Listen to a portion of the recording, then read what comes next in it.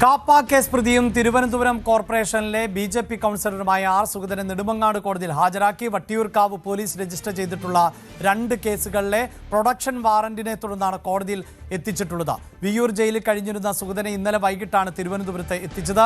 കോടതി നടപടികൾക്ക് ശേഷം സുഗതനെ തിരികെ വിയ്യൂരിലേക്ക് തന്നെ കൊണ്ടുപോകും എന്നതാണ് വിവരം.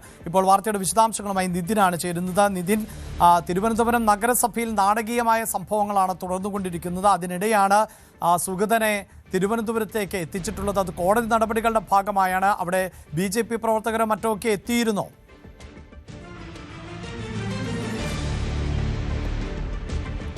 അഭിലാഷ്, ഇവിടെ ഇപ്പോൾ ഒട്ടനവധി ബി.ജെ.പി. പ്രവർത്തകർ തന്നെയാണ് സുഗതനെ കോടതിയിൽ ഹാജരാക്കിയപ്പോൾ ഇവിടെ ഉള്ളത്.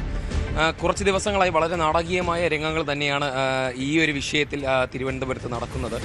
ഇന്നിപ്പോൾ സുഗതനെ കോടതിയിൽ എത്തിച്ചത് 2 ക്രിമിനൽ കേസുകളെ ബന്ധപ്പെട്ടാണ്. ഒരു ഉത്സവപ്പറമ്പിൽ അടിയുണ്ടാക്കിയതിലുള്ള ഒരു വിഷയത്തിലും പിന്നെ അന്ന് അറസ്റ്റ് ചെയ്യാൻ പോയപ്പോൾ പോലീസുകാർ നേർക്കുള്ള ആക്രമണത്തിൻ്റെ പേരിലുമാണ് 2 കേസുകളിലാണ് ഇന്നിവിടെ സുഗതനെ എത്തിച്ചത്. കോടതിയിൽ പോലീസ് ഉന്നയിച്ച വാദം അവർക്ക് 2 ദിവസത്തെ കസ്റ്റഡിയിൽ സുഗതനെ വിട്ടയക്കണമെന്നുള്ളൊരു വാദം അവർ കോടതിയിൽ പറഞ്ഞിട്ടുണ്ട്. അതിനെ പരിഗണിക്കാമെന്നും കോടതി പറഞ്ഞിട്ടുണ്ട്. ഇപ്പോൾ കോടതിയിൽ സുഗതനെ മെഡിക്കൽ പരിശോധനയ്ക്ക്, വൈദ്യപരിശോധനയ്ക്ക് താലൂക്ക് ആശുപത്രിയിലേക്ക് മാറ്റിയിരിക്കുകയാണ്. അഭിലാഷ്, യെസ്, സൂചിപ്പിക്കുന്ന പോലെ അതായത് ഇനി ഈ സുഗതനെ നമുക്കറിയാം, നേരത്തെയൊക്കെ സുഗതൻ എത്തിയപ്പോഴൊന്നും ഈ കാപ്പ കേസ് എന്നതുകൊണ്ട് തന്നെ ബി.ജെ.പി. വലിയ തോതിൽ അവിടെ ഒരു ആൾക്കൂട്ടമൊന്നും സൃഷ്ടിച്ചില്ല. പക്ഷേ മേയർ തന്നെ സംരക്ഷിക്കും എന്നുറപ്പ് പറഞ്ഞുകൊണ്ട് ബി.ജെ.പിയുടെ സംസ്ഥാന അധ്യക്ഷനുമൊക്കെ അത്തരത്തിൽ തന്നെയാണ് ഉറപ്പ് നൽകിയിട്ടുള്ള പശ്ചാത്തലം. അവിടെ ബി.ജെ.പി. എന്ത് നിലപാടാണ് ഈ വിഷയത്തിൽ, അതായത് പ്രത്യേകിച്ച് സുഗതനെ കൊണ്ടുവന്ന സാഹചര്യത്തിൽ സ്വീകരിച്ചിട്ടുള്ളത്?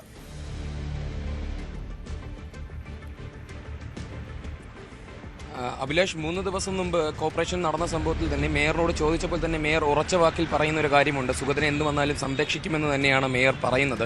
അപ്പോൾ ബി.ജെ.പി. അദ്ദേഹത്തിൻ്റെ കൂടെ തന്നെ നിൽക്കും, കാപ്പ കേസ് ചുമത്തിയിട്ടും അദ്ദേഹത്തിൻ്റെ കൂടെ തന്നെ നിൽക്കുമെന്ന് തന്നെയാണ് പറയുന്നത്.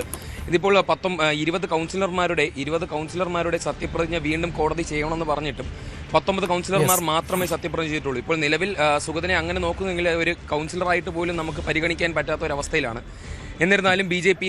അദ്ദേഹത്തിൻ്റെ കൂടെ തന്നെ നിൽക്കുമെന്നാണ് പറയുന്നത്. അഭിലാഷ്, യെസ്, എന്തായാലും തിരുവനന്തപുരം നഗരസഭയിൽ ഒട്ടേറെ നാടകീയമായ സംഭവങ്ങൾക്കായിരുന്നു കഴിഞ്ഞ ദിവസങ്ങളിൽ സാക്ഷ്യം വഹിച്ചത്. അതിൻ്റെ ഒരു തുടർച്ച ഇനിയും പ്രതീക്ഷിക്കാവുന്നതാണ്. അതിനിടയിലാണ് കോടതി നടപടികളുടെ ഭാഗമായി ഇപ്പോൾ സുഗതനെ തിരുവനന്തപുരത്തേക്ക് എത്തിച്ചത്.